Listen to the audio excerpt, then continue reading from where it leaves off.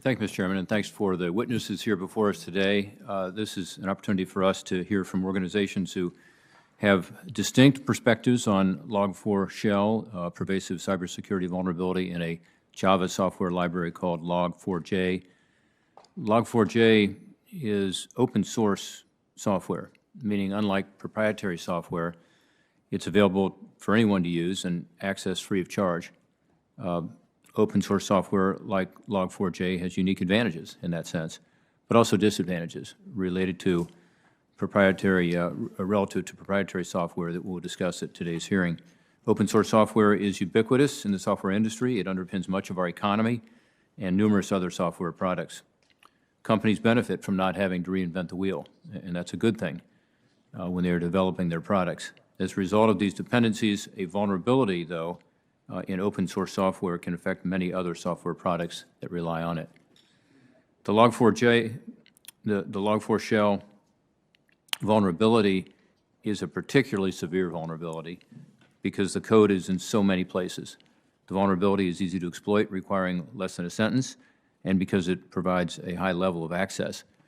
To put this in perspective, we had CISA Director Jen Easterly described this as, quote, the most serious vulnerability she has seen in her decades-long service in the area of cybersecurity. This is not the first severe vulnerability in open source software, by the way. In 2014, there was another open source software vulnerability called Heartbleed that allowed normally protected information to be stolen. Similar to Log4j, the open source product with Heartbleed, the Heartbleed vulnerability was widely used, making the response very challenging. Then in 2017, of course, we had the Equifax massive breach due to a vulnerability in an open source Apache Software Foundation product called Apache Struts. Log4j is also maintained by Apache, who is here today.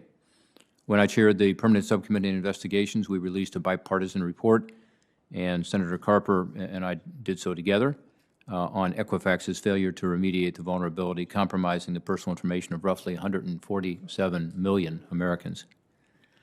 I'm concerned that without proper mediation of the Log4Shell vulnerability, we run the risk of experiencing one or even more incidents of the same magnitude as the Equifax breach.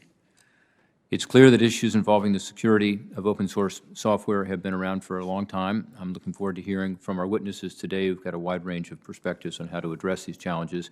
This does, by the way, build on a previous hearing we had on Log4j just about a month ago, where we heard from National Cyber Director Chris Inglis and CISA Director Jen Easterly.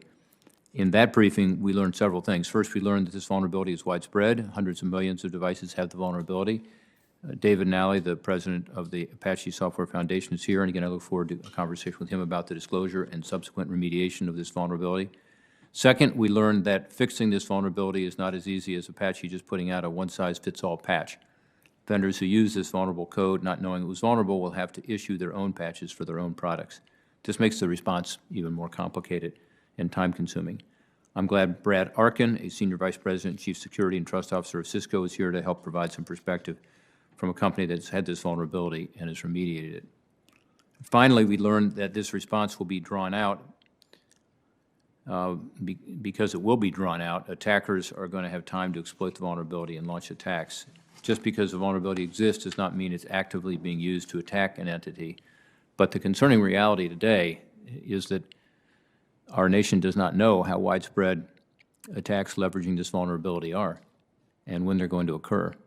It's one reason that it's more important than ever to pass this Cyber Incident Reporting Act that Senator Peters just talked about.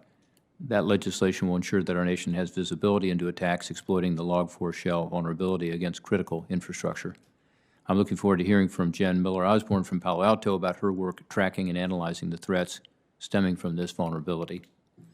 Open source software is inextricably woven into every bit of software we use every day. The answer to the problem is not to stop using it, but it is important that we use this hearing to understand how we can address the security risks in open source products, working within the existing processes and strategically investing time and money to support the open source community so it can be more secure.